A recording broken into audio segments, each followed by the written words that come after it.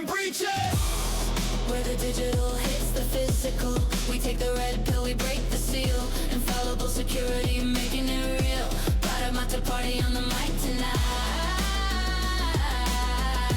Turning the darkness into light. In early February 2026, something historic happened, though it barely made the front pages of the mainstream tech press. The New START treaty officially expired. For the first time in decades, the United States and Russia are operating without legally binding restrictions on their physical nuclear arsenals. To the general public, this sounds like a terrifying return to the Cold War. But when we view this through the cybersecurity lens, especially in light of this weekend's Middle East escalation, we realize the battlefield has fundamentally shifted. This brings us to our next red pill insight: the post-START cyber arms race. The removal of physical nuclear treaties doesn't necessarily mean an immediate massive buildup of kinetic physical weapons. Building and maintaining physical warheads is incredibly expensive. Instead, this geopolitical shift pushes the arms race almost entirely into the digital domain. Without the verification protocols and physical inspections provided by treaties like START, nations are now heavily targeting nuclear command, control, and communication systems. In the defense sector, these are known as NC3 systems.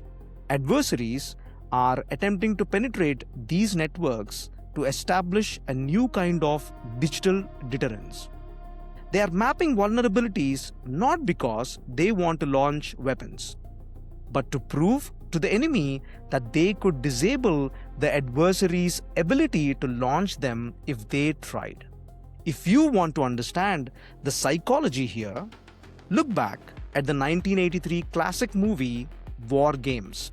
In the film, a young hacker inadvertently accesses the Whopper, a military supercomputer, thinking he's just playing a simulation game. The profound realization of the movie is not the threat of a physical missile flying through the air. It is a threat of a cyber intrusion that manipulates the automated systems into believing a kinetic launch is necessary, or conversely, preventing a legitimate system from functioning at all. The expiration of New START pushes us directly into a global war game scenario. The superpowers are quietly prodding each other's whoppers in the dark. While this sounds intimidating, there is a powerful silver lining here for global stability. During the Cold War, the doctrine of mutually assured destruction, or MAD, is what kept the physical peace. It was terrifying, but it worked. We are now in the painful, chaotic process of establishing mutually assured cyber destruction.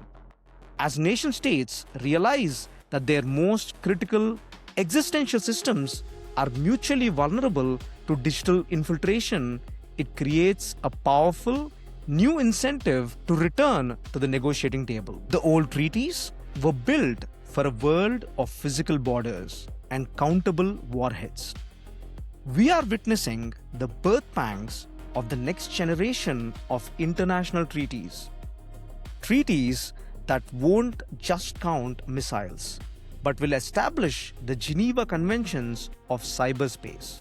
The expiration of the old rules is the necessary catalyst for writing the new ones. This is Bytes, Borders, and Breaches.